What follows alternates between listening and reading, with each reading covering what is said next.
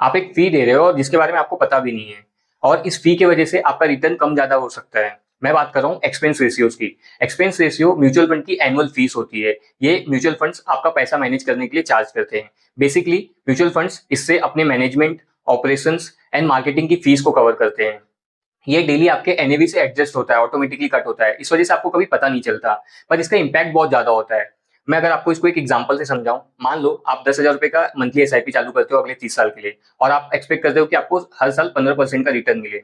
एक पहला फंड है जिसका एक्सपेंस रेशियो 1% है, उसमें आपका पैसा बढ़कर 30 साल के बाद 5 करोड़ के आसपास हो जाएगा। वहीं दूसरा फंड है जिसका एक्सपेंस रेशियो है 2%, उसमें आपका पैसा 30 साल के बाद 4 करोड़ से थोड़ा कम हो जाएगा। आप देख रहे हो 1 करोड़ से ज्यादा का डिफरेंस, बस 1% के फी के चेंज होने की वजह से। इसीलिए एक्सपेंस रेशियो होता बहुत छोटा है, पर लॉन्ग टर्म में कंपाउंडिंग की वजह से उसका इम्पैक्ट बहुत बड़ा होता है। तो इसीलिए जब भी आप म्यूचुअल फंड्स में इन्वेस्ट कर रहे हो, डायरेक्ट प्लान्स को चूज करो, क्योंकि उसमें एक्सपेंसेस कम होते हैं।